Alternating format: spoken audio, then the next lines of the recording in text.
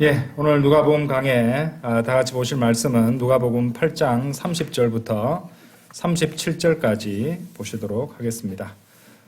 누가복음 8장 30절에서 37절까지.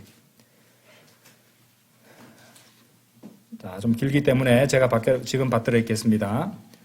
그러자 예수님께서 그에게 물으시며 말씀하시기를 너의 이름이 무엇이냐 하셨더라. 그러자 그가 말씀드리기를 레기온이니이다 하였더라. 이는 많은 마귀들이 그의 안으로 들어갔기 때문이라. 그러면서 그들은 그분께 간청하여 그분께서 그들을 기품 속으로 나가라고 명령하지 말아달라 하였더라. 그런데 거기에 많은 돼지들로 이루어진 떼가 산 위에서 먹이를 먹고 있었더라. 그러자 그들이 그분께 간청하여 그분께서 그들이 그것들 안으로 들어가는 것을 승낙해달라고 하였더라. 그러자 그분께서 그들에게 승낙하셨더라. 그때 마귀들이 그 남자에게서 나가 돼지들 안으로 들어갔고 그때가 가파른 곳을 난폭하게 달려내려가 호수 속에 빠져 질식하였더라. 돼지들을 먹이던 자들이 일어난 일을 목격하자 그들이 도망하여 그 도시와 그 지방에 가서 그것을 알렸더라.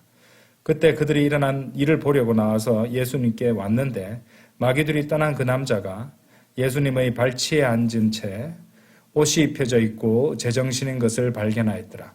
그러자 그들이 무서워하였더라. 그것을 목격한 자들도 마귀들에게 점유되었던 자가 어떤 방식으로 치유받았는지를 그들에게 알렸더라.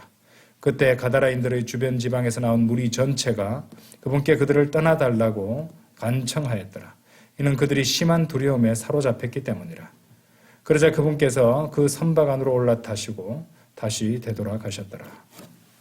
네, 오늘 드릴 말씀 제목은 참된 부흥이 일어나지 않는 이유, 이런 제목으로 말씀을 드리겠습니다. 참된 부흥이 일어나지 않는 이유라는 제목으로 말씀을 선포하겠습니다.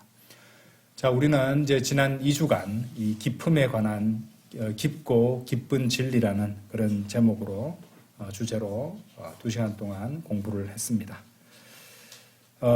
또 이 기품에 관한 공부를 통해서 사실 이제 이 기품에 관한 교리는 개혁 성경을 쓰시는 많은 기독교 신자들, 교단교회 신자들한테는 알려져 있지 않은 참으로 귀한 진리죠. 그것을 배울 수 있는 아주 좋은 기회가 되었으리라고 생각합니다. 이번 주부터는 계속해서 이제 누가복음 강해를 이어서 이제 하도록 하겠습니다. 우리 30절부터 보시죠. 그러자 예수님께서 그에게 물으며 말씀하시기를 너의 이름이 무엇이냐 하셨더라. 그러자 그가 말씀드리기를 레기온이니이다 하였더라. 이는 많은 마귀들이 그의 안으로 들어갔기 때문이라. 자, 이 레기온이라고 하면은 여러분들 누가복음 거기 표준 킹제임스 성경에 지금 여기서 레기온이라고 해놓고 저기 이제 영어 성경도 보시면 대문자로 돼 있죠, 그죠? 그래서 레기온이라고 고유명사처럼 살려서 번역이 된 것입니다. 근데 이제 레기온 하면 이제 뭐 리전 이런 식으로 해서 군단이라는 뜻이 있어요.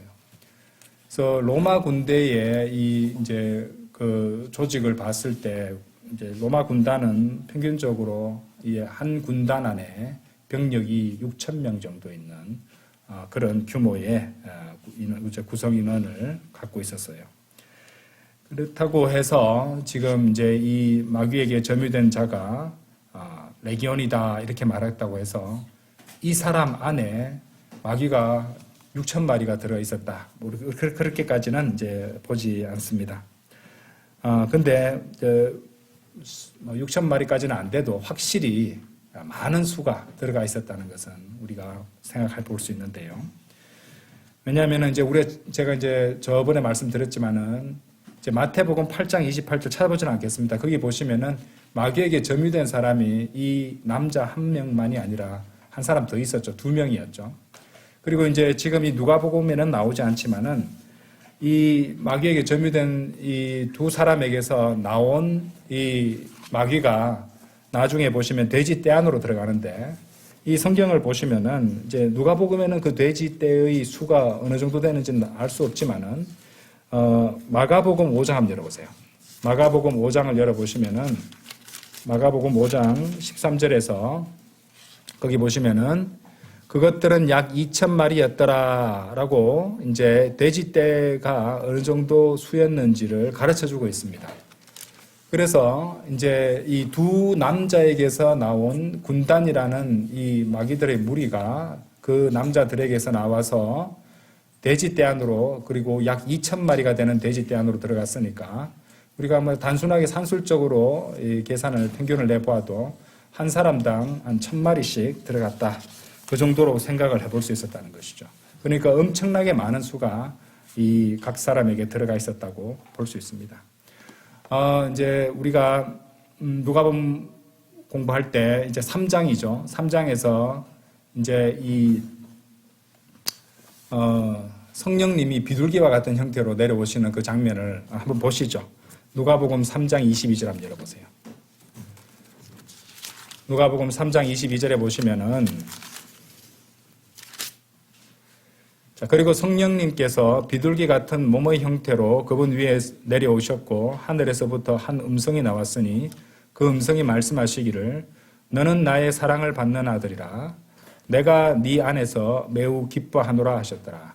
자, 이 말씀에서 성령님이 날개 달린 창조물의 형태로 나타나시는 요것과 관련해서 성경 기록을 살펴보시면은 이제 영이 날개 달린 창조물, 그래서 이제 이것을 흉내내니까 불결한 영들도 날개 달린 창조물로 나타난다는 것을 우리가 배웠습니다. 이제 뭐 사실 이제 이 누가복음 3장 22절은 굉장히 중요한 구절인데, 왜냐하면은 예수님께서 이 요한에게 침례를 받고 물에서 올라오셨잖아요. 그죠? 물에서 올라오셨는데 성자 하나님께서도 나오시고 그 위에 성령님도 등장하시고, 그리고 하늘에서부터 한 음성, 아버지 하나님, 성부 하나님의 음성도 나오잖아요. 그래서 삼위일체 하나님이 모두 등장하는 굉장히 귀한 대목입니다. 그래서 이 누가복음 3장 22절 같은 구절은 잘 기억해 두시는 게 맞아요. 왜냐하면 이제 이단 주장 가르침, 이단 주장이나 이단 가르침 중에는 여러분 들어보신 분이 있는지 모르겠는데 모달리즘이라고 하는데 우리말로 옮기면은 양태론이라는 주장이 있어요. 양태론이라는 주장이 어떤 주장이냐면요, 하나님은 한 분이신데 그냥 시대에 따라서 서로 다른 위격으로 등장하셨을 뿐이다. 이 주장이 뭐냐면은 이제 아버지 하나님은 이제 구약 때 나타나시는 거고, 또 예수님의 공생의 사역 동안에는 성자 하나님이 나타나시는 거고, 그 다음에 이 교회 시대에는 성령 하나님이 나타나시는 거다. 뭐 이런 식으로 주장을 하는데 전혀 말이 안 되죠. 세 위격이 서로 다르게 동시에 존재하신다는 것을 우리는 믿습니다. 그리고 그것을 증명해 주시는 말씀이 바로 누가복음 3장 22절 이 말씀이라는 것이죠. 자, 그것은 주제에서 약간 벗어났으니까 참고로 알아두시고, 지금 이제 여기서 우리가 이제 1,000마리의 마귀가 들어있는 그 마귀에게 점유당한 그 남자에 대해서 얘기를 하고 있습니다. 그래서 이제 우리가 여기서 봤을 때 이제 마귀가 어떤 형태인지를 좀 더 살펴볼 필요가 있습니다. 막달라인 마리아 아시죠, 여러분들? 거기 보시면은 이제 막달라인 마리아의 경우에는 7 마귀가 들어 있었다고, 7 마귀가 그녀를 점유하고 있었다고 나오거든요. 그러니까 막달라인 마리아가 언급이 나오냐면은 누가복음 8장 2절에 나와요. 보면 7 마귀들이 그 안에서 나간 막달라인이라고 불리는 마리아와 이렇게 나오거든요. 8장 2절에. 그래서 이 막달라인이라고 불리는 마리아에게서는 7 마귀가 나갔단 말입니다. 그렇다면은 그 안에 새 정도 크기의 마귀들이 들어있었다고 추측할 수 있습니다. 그런 허무맹랑한 소리 하지 마라 라고 생각하는 분이 있을까봐 이것이 성경적인 것이에요. 왜냐하면은 요한계시록 18장 한번 열어보십시오. 다 성경적 근거가 있어서 그렇게 말씀드리는 것이에요. 여기 보시면은 요한계시록 18장 2절에 보시면은 그리고 그가 우렁찬 목소리로 매우 힘있게 외치며 이같이 말하였더라. 거대한 바빌론이 무너지는도다. 그런즉 그 바빌론이 마귀들의 거처와 각각의 부정한 영의 요새와 각각의 불결하고 증오스러운 새의 새장이 되는도다 라고 나옵니다. 그렇죠? 10분인 자의 비유에서도 새들이 와서 씨앗을 물고 가버리는 그 길가에 떨어진 씨앗 얘기 있잖아요. 그죠? 새는 그처럼 불결한 영을 가리킨다 이렇게 볼 수 있습니다. 그래서 막달라인 마리아에게서는 7마리가 나갔으니까 새 정도 크기였다고도 볼 수 있다는 것이죠. 자, 그런데 이제 가다라인들의 지방에서 이제 지방에 나오는 그 미친 사람, 광인의 경우에는 1000마리가 들어있었으니까 새보다는 훨씬 작아야겠죠. 그래서 우리가 생각해 볼 수 있는 게 팔이나 모기 정도 크기의 그런 불결한 영들이었을 것이다 생각할 수 있습니다. 이것도 성경적 근거가 있어요. 누가복음 11장 15절 한번 보십시오. 누가복음 11장 15절에 보시면은 그러나 그들 중 일부는 말하기를 그는 마귀들의 우두머리인 베엘제붑을 통하여 마귀들을 쫓아내는도다 했도다. 자, 여기서 나오는 베엘제붑이 무슨 뜻이냐면은 파리들의 주란 뜻이에요. 파리들의 주 또는 더러움의 주, 그죠? 불결함의 주 이런 뜻으로 쓰인 뜻을 가진 단어가 베엘제붑이거든요. 그처럼 이제 파리가 마귀의 그림이 되는 그런 불결한 날아다니는 창조물이다. 이렇게 생각하시면 되겠습니다. 그래서 이제 1000마리가 들어갈 수 있다. 어떻게? 그렇게 팔이나 모기 정도 같은 크기의 그런 불결한 영도 있고, 이제 성령님이 이제 비둘기와 같은 모습으로 나타나셨으니까 불결한 영도 그런 불결한 새의 형태로 아까 계시록 18장을 통해서도 뒷받침할 수 있다는 것이죠. 자, 31절입니다. 31절 다시 누가복음 돌아오셔서 31절 보실게요. 그러면서 그들은 그분께 간청하여 그분께서 그들을 기품 속으로 나가라고 명령하지 말아 달라 하였더라. 기품이 나오고 있습니다. 우리서 기품에 대해서는 충분히 공부를 했습니다. 그렇죠? 우리 모두 잘 아시죠? 이제 여기서 기품은 당연히 이 지구상에 있는 물, 여기 나오는 갈릴리 바다나 또 지중해나 대서양 혹은 이 땅에 있는 그 어떤 이 수역이나 물들과도 상관이 없는 그런 물이죠. 우리가 그것을 어떻게 알 수 있냐면요. 그 다음에 나오는 절들을 보시면요. 자, 마귀들이 그 사람에게서 나와서 돼지떼 속으로 들어갑니다. 그런데 지금 기품 속으로 나가라고 명령하지 말아 달라고 부탁을 하니까 이제 예수님께서 그렇게 승낙하셨어요. 그러니까 그 사람에게서 나와가지고 돼지떼 속으로 들어갑니다. 근데 그 돼지떼가 막 달려가서 어디로 들어갑니까? 바닷속으로 갔다고 돼 있어요. 그죠? 갈릴리 바다, 갈릴리 호수로 들어가 버렸다 이 말입니다. 그렇다면은 당연히 여기서 깊음 속으로 들어가라고 명령하지 말아 달라 하셨으니까 이 바다는 아니란 말이에요. 왜냐하면 돼지떼 속으로 들어가서 바다로 들어가 버렸으니까 뭐 다른 곳을 말하고 있었다는 것을 우리가 분명히 알 수 있다는 것이죠. 그래서 이제 그것이 우리가 이 기품이라는 것을 우리가 2시간에 걸쳐서 공부를 했었습니다. 창세기 1장 2절에 지금 복습하고 있습니다. 1장 2절에 제일 먼저 등장했었죠. 그 다음에 그것은 이제 우주 공간 위에 있는, 그죠? 우주 공간 위에 있는 거대한 물청이라고 그랬습니다. 이 지구상의 물들과는 우주 공간으로 이렇게 분리되어 있다 생각할 수 있겠죠. 그래서 이제 시편 148편 3절 4절에서 해와 달아 너희는 그분을 찬송하라. 너희 빛이 있는 모든 별들아 그분을 찬송하라. 너희 하늘들의 별들아. 하늘들의 하늘들아는 이제 우주 공간이죠. 해달 별이 있는 곳. 너희 하늘들 위에 있는 물들아. 그래서 우주 공간 위에 있는 물들이 바로 시편 148편에 나온다는 것이었죠. 그래서 이 기품은 해, 달, 별 있는 우주 공간 위에 물의 집합체라는 것을 우리가 배웠습니다. 그리고 계시록 4장 6절에 보시면은 요한이 유리바다를 본 것을 우리가 확인할 수 있죠. 왜 유리바다라고 우리가 공부를 했습니까? 욥기 38장 30절에 나오듯이 그 기품의 표면이 얼어있기 때문이라는 것. 그리고 에스겔이 이렇게 뭐와 같았다, 뭐처럼 이런 식으로 표현을 쓴 것은 유리바다를 통해서 하나님의 보좌를 보고 있었기 때문이고, 그렇죠? 그 기쁨이 사라지는 날 얼굴과 얼굴로 우리가 함께 보게 될 것이라는 그런 복된 소망을 다시 한번 되새길 수 있었습니다. 그때까지는 또 우리가 이제 유리는 또한 이제 기품의 유리바다야 기품의 유리를 말할 수도 있지만은 동시에 우리 말씀이 비춰서 우리가 그것을 볼 수 있는 거울과 같은 말씀, 그렇죠? 또 하나님의 말씀을 통해서 우리가 3조 광년 떨어져 있는 그 하나님의 임재를 갖다가 또 바라볼 수 있는 그 유리, 말씀으로서의 유리라는 의미도 있었죠. 자, 이런 것들까지 우리가 다 공부를 했었습니다. 자, 어쨌든 이 마귀들이 당연히 그 표면이 얼어있는 기품에, 그러니까 물이 굉장히 차가울 것 아닙니까? 그렇죠? 절대 온도로 얼어있으니까요. 그럼 그곳에 가는 걸 굉장히 싫어한다는 것입니다. 그러니까 차가운 걸 싫어한단 말이에요. 그걸 우리가 알 수 있겠죠. 그래서 마귀는 이제 저번에도 간단히 설명드렸지만은 마귀는 따뜻하고 습한 곳을 좋아합니다.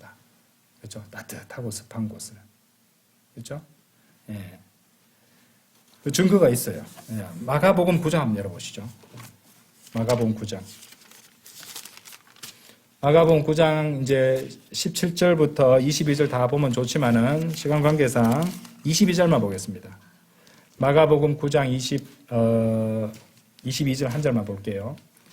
그리고 수시로 그것이 그를 불 속으로 또 물들 속으로 던졌으며 그거를 멸하려고 하였나이다. 그러나 만일 당신께서 어떤 것이라도 하실 수 있다면 우리에게 연민을 가져주시고 우리를 도와주소서 하였더라. 자, 그런데 이제 뭐 이렇게 간단히 말씀드리자면은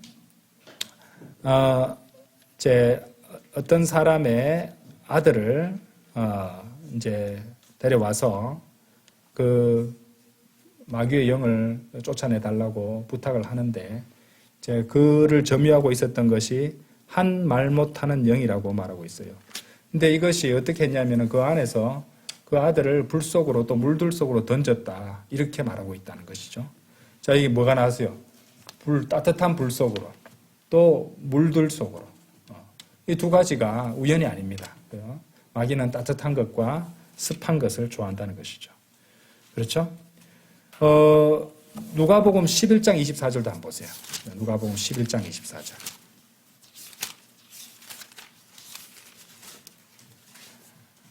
그러니까 날씨 화창하고 약간 뜨겁고 덥고 사람들의 노출이 심하고 그런 해변가는 아무래도 마귀의 영들이 강하게 역사할 가능성이 높습니다. 이런 것들을 보면서 우리 확인할 수 있는데요. 11장 24절 한번 보세요. 자, 불결한 영이 사람에게서 빠져나갈 때면 그가 쉼을 찾아 마른 곳들을 두루 걸어 다니느니라. 마른 곳들을 이제 습한 곳을 좋아하니까 마른 곳들을 두루 걸어 다니는데 어디에도 쉴 곳을 발견하지 못하죠. 그래서 내가 빠져나온 나의 집으로 되돌아가리라 하느니라. 그러니까 마른 곳들은 그들이 원한 곳이 아니에요. 그러니까 사람에게로 다시 돌아간단 말입니다. 왜 사람 몸으로 돌아갈까요? 사람 몸은요, 마귀가 정말로 좋아하는 그런 조건을 다 갖고 있습니다. 체온이 36.5도로 항상 유지되죠. 따뜻합니다. 그죠? 그리고 그러니까 수분이 75%, 사람의 몸이 75%가 수분으로, 물로 이루어져 있지 않습니까? 그러니까 마귀가 아주 좋아하는 조건이 바로 사람의 몸속이라는 것이에요. 그런데 여러분들, 이제 마귀의 영이 그렇게 사람을 이제 점유해서 악하게 많은 죄를 짓게 하고 하니까 나중에 하나님께서는 그 마귀의 영들을 나중에 이 마귀들이 뿌린 대로 거두게 해주십니다. 어디에 들어가냐면은 나중에 그것들이 최종적으로 가게 될 곳이 불의 호수입니다. 원하는 대로 해주는데 조금 더 뜨겁기가 또 엄청나게 더 강한 곳이죠. 그죠? 불의 호수도 호수잖아요. 그죠? 불의 호수로 들어가게 하신다는 것이죠. 어쨌든 마귀들이 이제 그 미친 사람을 이제 마귀에서 나와서 돼지 떼 속으로 들어갔을 때, 그러니까 갈릴리 바닷속으로 막 들어간 이유가 있습니다. 물들을 좋아하니까요. 그래서 습한 곳을 좋아하니까 돼지 떼들에 들어가서 그것으로 충분치 않았는지 물속으로 다 이제 매달려 가도록 했단 말이죠. 그때가 33절에 가파른 곳을 난폭하게 달려 내려가 호수 속에 빠져 질식하였더라. 이렇게 나온다는 것이죠. 아까 그 한 말 못하는 영이 점유했던 그 소년의 경우도 불 속으로도 던지게 하고 물 속으로 던지게 했다는 얘기가 나오잖아요. 그래서 이런 것을 통해서 성경은 분명하게 저번에 이제 마귀에게 점유된 자들의 특징에 대해서 공부하면서 마귀가 좋아하는 것, 곧 또 마귀가 좋아하는 것, 이런 것들 다 설명드렸는데 이것도 추가할 수 있는 그런 내용이 되겠습니다. 자, 다시 돌아가셔서 누가복음 8장 34절을 보시죠. 34절입니다.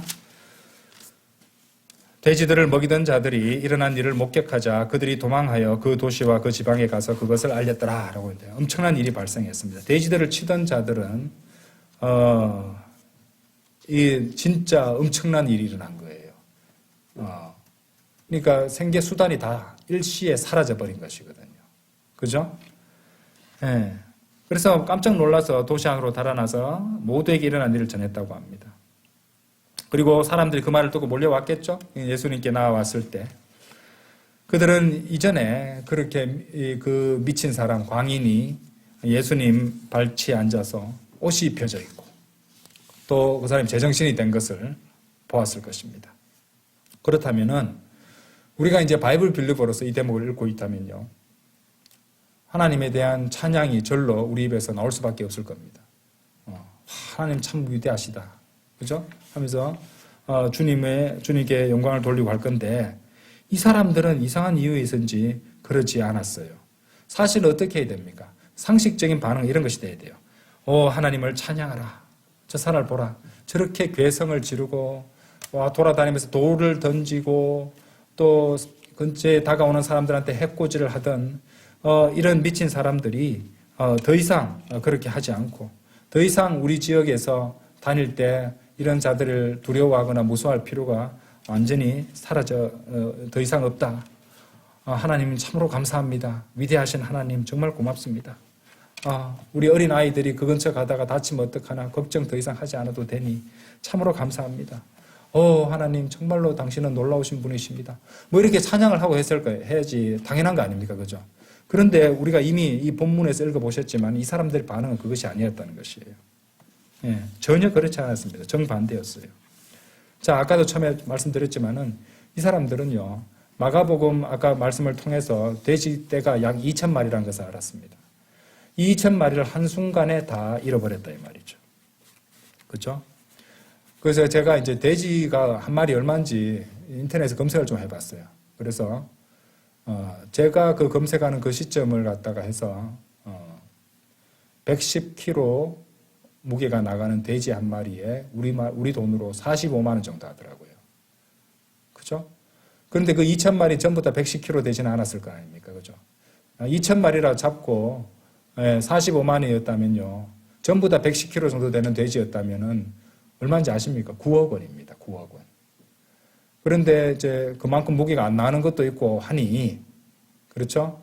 이것저것 따지고 보면은, 우리 현대적으로 가치를 봐서도 적어도 한 5억에서 한 7억 정도. 우리 현대의 가치로 봤을 때, 그 당시 어느 정도 되는지는 제가 뭐 조사를 해보지는 않았습니다. 어쨌든 엄청난 재산적 손실이 있었다는 것이에요. 그래서 이 사람들은 그 뒤에 보시면 우리가 아시겠지만은 뭐라고 했습니까? 심한 두려움에 사로잡혔기 때문이라 이러면서 심한 두려움에 사로잡혀서 주님 보고 우리를 떠나주세요 하고 간청했다고 그러잖아요. 무섭기는 무서운데 엄청난 능력을 갖고 권능을 갖고 계시니까 제발 떠나달라고 간청했다고 그런 것입니다. 예. 너무 우리로서는 이해할 수 없는 일입니다. 근데 예수님을 믿지 않는 사람 입장에서는 그 정도 재산적 손실을 입었으니 그렇게 나올 만도 하다는 것을 이해는 됩니다만은 그러니까 그들한테 동의는 할 수 없죠. 자, 그래서 이 사람들은 결국에는 이게 무엇을 의미하느냐? 마귀에게 점유당한 자들로부터 올지 모르는 그런 위협보다 재산적, 금전적 손실을 더 두려워하고 있었다는 것입니다. 영적인 위협보다, 영적인데 그것이 원인이 되어서 물리적으로 이렇게 해를 입을 수 있는 그런 엄청난 위협보다 금전적 손실이 더 두렵고 무섭게 느껴졌다는 것입니다. 그리고 예수님 보고 자기들을 떠나달라고 간청했던 이유는 더 모시고 있으면은 자신들로 하여금 더 많은 금전적 손실을 나게 할까 싶어서 예수님께서 자신들의 재산을 빼앗아 가실 것만 같아서 두려워서 그렇게 했다는 것이죠. 이런 태도를 우리가 마태복음에서 읽어본 적이 있습니다. 마태복음 19장 가보세요. 마태복음 19장. 자신 있게 와서 주님께 물었던 청년이 한 명 있었죠. 19장 20절 보세요. 그 청년이 그분께 말씀드리기를 저는 이 모든 것을 저희 어린 시절부터 쭉 지켜왔나이다. 제게 아직 부족한 것이 무엇이니까 하니라. 저 완벽하게 잘 살아왔습니다. 하나님께서는 그런데 마음을 보시잖아요. 그래서 하나님이신 예수님께서 이렇게 말씀하십니다. 만일 네가 완전하게 되고자 한다면 가서 네가 가진 것을 팔아서 가난한 자들에게 주라. 그리하면 너는 하늘에서 보물을 소유하리라. 그런 다음에 와서 나를 따르라 하셨느니라. 그러니까 이 반응이 이제 자기 마음 은밀하게 숨기고 있던 그 사람의 문제점을 탁 들켜버렸다고 이제 판단을 했겠죠. 22절 보세요. 그러나 그렇게 말씀하시는 것을 그 청년이 들었을 때 그는 슬퍼하며 떠나갔더라. 예수님 보고 떠나가지 마세요, 떠나가 주세요 하지 않고 본인이 떠나가는 거죠. 그죠? 결국에는 예수님으로부터 멀어지는 것입니다. 이는 그가 막대한 소유물들을 가졌기 때문이라. 이게 무슨 의미하는 거예요? 그 청년이 예수님보다 막대한 그 소유물들을 더 사랑했다는 말이죠. 자, 이것과 관련해서 성경에는요, 이 부자와 돈에 관한 말씀들이 이렇게 있습니다. 먼저 누가복음 18장 한번 보세요. 누가복음 18장. 누가복음 18장 25절 보세요. 이는 부유한 사람이 하나님의 왕국에 들어가는 것보다는 낙타가 바늘길을 통과하는 것이 더 쉽기 때문이라. 이런 말씀을 하셨죠. 자, 디모데전서 6장 10절 유명한 구절이죠. 유명한 구절입니다. 이는 돈을 사랑함이 모든 악의 뿌리이기 때문이라. 돈이 악의 뿌리라고 말씀하지 않았어요. 문제가 뭐예요? 돈을 사랑하는 거예요. 돈을 사랑함이 모든 악의 뿌리이기 때문이라. 어떤 이들은 자신들이 돈을 탐내는 동안 믿음에서 떠나 잘못을 범하였고 많은 슬픔들로 자신들을 찔렀도다. 자, 이 믿음이 하나님의 말씀을 듣는 것에서 나오는 것이잖아요. 그래서 믿음에서 떠나려면 이 사람은 믿음에서 떠나기 전에 하나님의 말씀으로부터도 떠났을 것입니다. 그렇죠? 결국에 어떻게 됩니까? 잘못을 범하게 되고 결국 많은 슬픔들로 자신들을 찌르게 된다는 것입니다. 자, 이런 말씀들을 이제 보게 되면요, 이제 특히 구원받지 않은, 하나님을 믿지 않는 사람들은 생각을 하겠죠. 아, 예수 믿으면은 가난하게 살아야 되는 거구나. 자, 그 말은 무슨 말이냐? 예수 믿으면은 내가 즐기고 싶은 거, 내가 갖고 싶은 거, 이런 정욕을 충족시키기 위해서 사고 싶은 것들을 다 살 수 없게 되는구나. 예수 믿으면 정말 재미없겠네. 이렇게 생각하는 사람도 나올 수 있을 것입니다. 그런데 보세요. 필요 없는 것들을 하나님께서는 그 성도가, 구원받은 성도가에게 필요 없는 것들을 다 가지치게 하시거든요. 그런데 그런 것들을 너무 아쉬워하면 안 됩니다. 사실 특히 구원받지 않은 사람의 경우는 한번 생각해 보세요. 영원히 지옥에서 또 불의 호수에서 고통받으며 불타는 거하고 또 물질적 소유 좀 누리지 못하는 거하고 비교가 됩니까, 여러분들? 안 그렇습니까? 금전적 손실을 좀 보더라도 이 세상에서 좀 모양 빠지게 살더라도 지옥에 안 가는 것이 훨씬 더 나은 거잖아요. 이 사람들은 그렇게 생각하지 않는단 말입니다. 이게 참으로 무서운 얘기죠. 자, 37절 한번 보세요. 37절. 다시 누가복음 돌아오셔서 누가복음 8장 37절. 아까 보셨던 말씀이죠. 그때 가다라인들의 주변 지방에서 나온 무리 전체가 그분께 그들을 떠나달라고 간청하였더라. 이는 그들이 심한 두려움에 사로잡혔기 때문이라. 그러자 그분께서는 그 선박 안으로 올라타시고 다시 되돌아가셨더라. 자, 그러니까 이 가다라에 온 지역은 예수 그리스도께서 한 사람을 구원하시는 것보다 차라리 마귀에게 점유당한 이 두 광인이 돌아다니면서 그 지역 전체를 공포에 빠뜨리는 것을 더 선호하고 있었다. 더 원하고 있었다고 말할 수 있습니다. 왜? 뭐 때문에 그렇나요? 자신들의 생계를, 자신들의 어떤 경제적 이익을 위협하는 분이 바로 예수님이었다고 판단했기 때문입니다. 그래서 바꿔 말하자면 그들은 자신의 재산을 유지할 수만 있다면, 자신의 물질적인 이익을 유지할 수만 있다면, 돈을 지킬 수만 있다면 차라리 그 마귀 들린, 마귀에게 점유된 자들과 함께 거하는 것을 더 원하고 선호했다는 것이죠. 차라리 그 마귀 들린, 마귀에게 점유당한 자들로부터 공격을 받아서 상처를 입거나 해코지를 당해도 좋다. 내 돈만 지킬 수 있다면. 이렇게 생각하고 있었다는 것이죠. 너무 안타깝게 그지없는 태도입니다. 자, 여러분 잘 들어보세요. 여기서 우리가 배울 수 있는 게 있어요. 오늘날 이 풍요의 시대에 참된 부흥이 이 땅에 찾아오지 않는 이유가 바로 여기 있습니다. 바로 여기 있습니다. 네, 주기적으로 여러분, 저는 이렇게 다니면서 보면요, 이렇게 교회 근처나 이제 교단 교회들이죠, 뭐 플래카드 그런 거 보면은 무슨 부흥을 주소서, 무슨 부흥회, 또 뭐 부흥 집회 이렇게 막 플래카드를 붙여놓고 막 대단한 일이 발생할 것처럼 그렇게 한 걸 볼 수 있습니다. 그런데 아무리 그런 것들을 한들 이 문제를 해결하지 않으면은 결코 참된 부흥은 오지 않습니다. 그 지역 교회도 오지 않고 그 사람 개인에게도 결코 부흥은 올 수 없다는 것입니다. 그래서 주님 부흥을 보내주십시오. 이 교회에 부흥을 보내주십시오.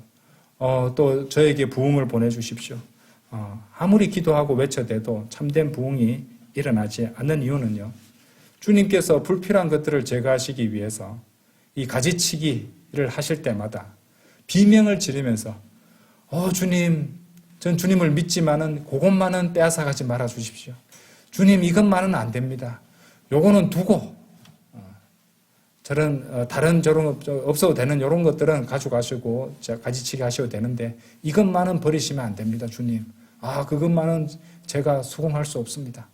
이렇게 해버리기 때문에 그 말은 무슨 말입니까? 예수님 제발 저희를 떠나가 주십시오라고 말한 것 똑같은 것이에요. 그러니까 스스로 부흥을 밀어내고 있다는 것입니다. 그렇기 때문에 부흥은 그 사람에게, 그 교회에게 오지 않고 떠나버린다는 것이죠. 안타까운 현실이죠. 그럼 잘 듣기 바랍니다. 교회든 한 사람 개인이든 성도, 한 사람의 성도든 참된 부흥이 일어나지 않는 이유는 결국에 그 사람이 하나님보다 더 사랑하는 게 있기 때문에 그래요. 하나님보다 더 사랑하는 것이 있다면 결코 부흥이 찾아오지 않습니다. 영적 부흥은 메말라 버린다는 것이죠. 구체적으로 그 이유를 가르쳐 드릴게요. 두 가지를 들 수 있습니다. 구체적으로. 하나는 돈을 사랑하는 것이고요. 나머지 하나는 자신을 사랑하는 것입니다. 자, 두 곳을 보겠는데 아까 보셨던 먼저 디모데전서 6장 10절 말씀 다시 한번 읽어볼게요. 디모데전서 6장 10절 말씀. 이는 돈을 사랑함이 모든 악의 뿌리이기 때문이라. 어떤 이들은 자신들이 돈을 탐내는 동안 믿음에서 떠나 잘못을 범하였고 많은 슬픔들로 자신들을 찔렀도다. 어떤 이들이 자신들이 돈을 탐내는 동안 믿음에서 떠나 잘못을 범하였고 라고 말씀하시죠. 이 말씀이 의미하는 바 간단합니다. 그러니까 그리스도인이, 성도가 돈에 대한 어떤 탐심과 욕망을 갖고 그것을 가득 탐내는 동안에 그 사람의 생활 가운데서는 지속적으로 영적 타협이 일어나게 되어 있다는 것입니다. 자, 그런 영적 타협은 무엇으로 이어지냐면요. 필연적으로 성경 기록들의 명령들, 이것들에 대한 무시와 거부를 낳게 됩니다. 처음에는 무시하죠. 그리고 잊어버리게 되죠. 나중에는 하나님께서 그런 말씀을 보여주셔도 그냥 거부해버린다는 것입니다. 여러분들 누가복음 11장 33절 한번 보세요. 누가복음 11장 33절. 우리가 앞에서 불빛의 비유도 잠시 말씀드린 적이 있었는데 누가복음 11장 33절 나중에 보시겠지만 아무도 자신이 불빛을 밝힌 후에 그것을 은밀한 곳이나 부쉘대 아래 두지 아니하고 다만 등잔대 위에 두나니 들어오는 자들이 그 빛을 볼 수 있게 하려 함이라. 근데 부쉘대라는 것은 이제 여기 보시면 나오는 8갤런에 해당하는 부피 단위라고 되어 있죠. 이제 어떤 물건을 어떤 뭐 곡식이라든지 이런 것들을 사고 팔 때 이렇게 재는 부피를 재는 도구였어요. 우리가 돈과 연관되어 있는 것이에요. 상업을 통해서 돈을 버는 것이니까요. 그렇다면은 이제 빛이라는 것은, 불빛이라는 것은 하나님의 말씀을 상징할 수도 있습니다. 근데 말씀을 갖다가 돈을 벌기 위해서 이제 사용하는 도구 아래에 둬버리면은 빛이 비치지 않겠죠. 예. 그러니까 어떤 물질적 이익을 위해서 하나님의 말씀의 빛을 가려버리는, 무시해버리는, 그렇죠? 거부해버리는 이런 모습을 상징한다고도 말할 수 있습니다. 아시겠죠? 자, 결국에는 그렇게 하다 보니 어떻게 됩니까? 눈앞에 보이는 물질적인 이익, 또 성공을 위해서 영혼에 닿아 있는 그 영적인 가치들을 그냥 망설이지 않고 다 희생시켜버린다는 것이죠. 그것은 결국 믿음을 떠나게 되는 삶이 된 것이고, 그렇게 말씀을 거부했기에 믿음도 상실해버리고, 왜? 말씀에 귀를 기울이고 경청해야 믿음이 더욱더 굳건해지고 생기는 것인데, 그렇게 말씀을 거부하니까 스스로 믿음을 거부한 것도 같은 것입니다. 그러면 굉장히 구원받은 성도라면은 엄청나게 위험한 상태에, 영적으로 위험한 상태에 놓이게 된다는 것이죠. 사람은 기본적으로 마음의 평안을 상실해버리게 된다는 것이죠. 많은 슬픔들로 자신들을 찌르게 된다는 것이에요. 그렇죠? 이런 삶을 우리가 살아서는 안 됩니다. 돈으로 얻을 수 있는 것들은 결국에는 불타버리고 사라져버릴 것들입니다. 아무리 추구하고 확보해봐야 나중에는 공허감밖에 남지 않아요. 어느 정도 가지게 되면 만족할 줄 알았죠? 하나 더 가지고 싶어집니다. 더 많이 갖고 싶어집니다. 이런저런 마음속에서는 여러 가지 그것을 정당화시키는 생각들로 자신을 속여가면서 말이죠. 하나님의 말씀에 자신을 비춰보지 않고 말합니다. 그래서 이처럼 이익과 또 물질적 번영과 돈으로 마음을 가득 채우게 되면, 돈을 사랑함으로 가득 채우게 되면 그 사람에게는 하나님을 사랑하는 게 전혀 없게 되는 것이죠. 주님보다 더 사랑하는 것이 있기 때문에 그 사람에게는 어떠한 영적 부흥도 찾아오지 않습니다. 자, 디모데후서 3장도 한번 가보세요. 디모데후서 3장. 디모데후서 3장 1절부터 4절까지 보겠습니다. 또한 이것을 알지니 마지막 날들에 아주 위험한 시대들이 오리라. 이는 사람들이 자기 자신들을 사랑하는 자들이 될 것이기 때문이니, 우리가 지금 살아가고 있는 마지막 날들의 주 특징이요, 자기 자신들을 사랑하는 자들로 가득 찬 세상입니다. 탐욕스럽고 자만하는 자들이요, 교만하고 신성모독하는 자들이며, 부모에게 불순종하고 감사하지 않으며 거룩하지 않고 본연의 애정이 없으며 협정을 파기하는 자들이요, 거짓 고소자들이며 자제력이 없고 사나우며 선한 것들을 멸시하는 자들이며.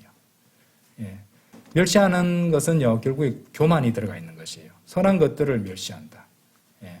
그렇죠? 배신자들이요, 성급하고 높아지려는 생각을 가지며, 교만이 또 있죠. 하나님을 사랑하는 자들이 되기보다는 쾌락들을 더욱 사랑하는 자들이 되리라. 끔찍합니다. 오늘날 세상 사람들의 핵심적인 특징을 다 열거했다고 말할 수 있겠습니다. 이 말씀은 이제 기본적으로 1차적으로 이제 구원받지 않은 사람들을 겨냥한 말씀이겠죠. 하지만 그리스도인들도 유념해야 될 부분이 나와요. 2절에 나오는 자기 자신들을 사랑하는 자들, 그리고 4절에 나오는 하나님을 사랑하는 자들이 되기보다는 쾌락들을 더욱 사랑하는 자들이라는 이런 표현입니다. 자, 오늘날 마지막 날들에 이 세상을 살아가는 대부분의 사람들은 결국에는 자신들을 사랑하는 사람들이에요. 자, 이 자신들이라고 할 때 이 자신이 무엇을 의미한다고 생각하십니까? 육신이에요. 자신의 육신을 얼마나 잘 갖고 있는지 아십니까, 여러분들? 운동하고 좋은 거 먹고 내가 먹는 게 내 몸이야 이러면서, 그죠? 최고급으로 먹고 얼마나 아낀다고요. 자신들을 사랑하는 자들, 육신을 사랑하는 자들이 된다는 것입니다. 자, 결국에는 스스로 인간이 만물의 척도라는 그런 사고를 하고 있어요. 인본주의적 사고방식을 갖고 있죠. 스스로 신격화합니다. 불교든 신도교든 인간이 결국에는 신처럼 된다는 것이잖아요. 그렇죠? 이런 이제 사고를 좋아합니다. 선호합니다. 그죠? 그리고 스스로를 구원하고자 해요. 스스로 자신을 구원자로 여기는 실제로 그것을 거부한다 할지라도 그 사람들의 마음가짐에는 다 그런 생각을 다 하고 있는 것이에요. 저 변까지 내려가 보면. 그러니까 하나님께서 베푸시는 이 구원을 거부하는 겁니다. 필요 없어? 내가 알아서 다 할 수 있어요. 얼마든지 이 세상에서 즐겁게 잘 건강하게 행복을 누리며 살아갈 수 있어. 하나님 필요 없어. 그렇게 생각한다는 것입니다. 당연히 하나님을 사랑하는 자들이 되기보다는 자신을 더 사랑하기 때문에 이 쾌락들을 더욱 사랑하는 자들이 되어 있습니다. 쾌락을 갖다가 너무도 사랑하고 추구하다 보니 결국엔 뭐가 됩니까? 마약 중독자들이 되는 것이에요. 그렇죠? 결국에는 마귀에게 완전히 내어주는 그런 상태가 되어버리는 것이죠. 마약과 마귀에 대해서 제가 말씀드렸죠. 자, 이 마지막 때 끝없는 소비의 시대가 되어 있습니다. 쾌락을 위해서. 소비를 왜 합니까?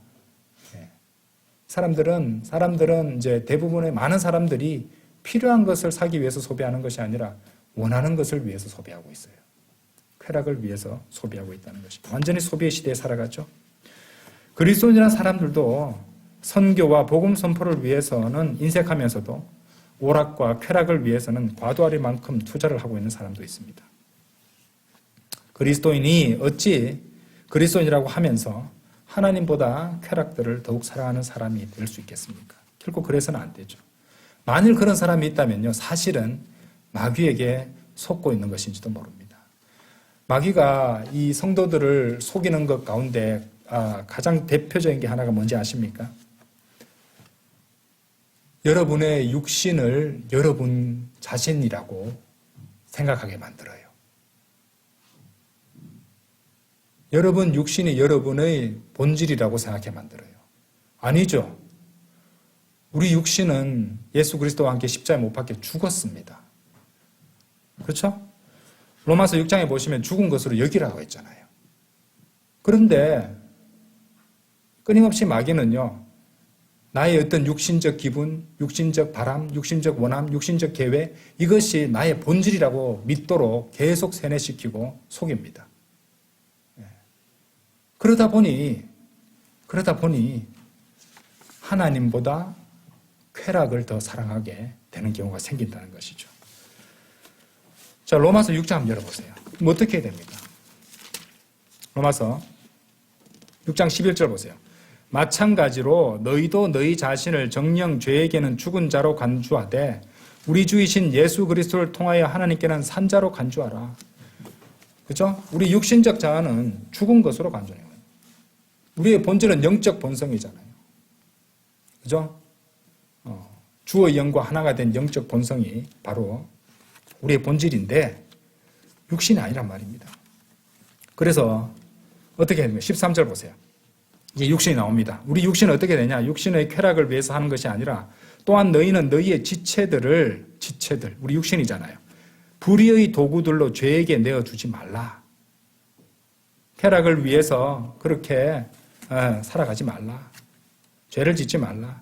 오직 죽은 자들로부터 살아난 자들로서 육신이 죽었잖아요. 살아난 것은 뭡니까? 우리 영이 다 살아났잖아요. 거듭났잖아요. 다시 살아났잖아요. 하나님께 너희 자신을 내어드리고 너희의 지체들을 하나님께 의의 도구들로 내어드리라. 우리 육신은 하나님께 의의 도구들로 내어드리라는 겁니다. 그런데 그것이 안 되니까 그런 문제들에 빠지게 된다는 것입니다. 그래서 참된 부흥이 일어나지 않는 것이에요. 아시겠죠? 여러분들, 지식은 좀 부족해도 됩니다. 말씀을 바르게 나누어서 배우고 성장하면 되는 것이에요. 심오하고 남들이 모르는 그런 향상된 계시 같은 것들을 몰라서 부흥이 일어나지 않는 게 아니에요. 하나님보다 더 사랑하는 것들에 마음이 팔려서 오히려 그 자신이 주님을 거부하고 주님께 떠나달라고 그 육신적 자아가 요구하고 있는 것을 바라보며 동조하고 있는지도 모릅니다. 죽은 것으로 여겨야 되는데 혹시 그것이 나의 모습이 아닐까? 오늘 우리 모두에게 주시는 하나님의 질문이라고 생각해 보십시오. 왜 나에게, 내 생활에, 내 가족에게 부흥이 일어나지 않는가? 하나님보다 더 사랑하는 것들을 그냥 방치하고 두고 살아가고 있다면 그 가정에도, 그 개인에게도, 그 교회에게도 결코 부흥은, 참된 부흥은 찾아오지 않을 것입니다. 한번 생각해 보세요. 부흥이 일어나지 않는 이유는요, 이게 하나님의 문제입니까? 주님의 문제입니까? 아닙니다. 사실 우리 모두의 문제가 될 것입니다. 그래서 참된 부흥이 찾아오게 하려면 우리가 돌아보고 회개할 때입니다. 아시겠죠? 그래서 오늘 이제 제가 드린 말씀 다 전달했습니다. 그래서 제가 드리는 말씀의 핵심도 모두 파악하셨을 것입니다. 잠자리에 들기 전에 주님 앞에 하나님의 말씀에 자신을 비춰보고 회개하고 버릴 것은 버리고 바로 잡히는 그런 귀한 역사가 일어나기를 간절히 바라고 합니다. 다 같이 기도드리겠습니다.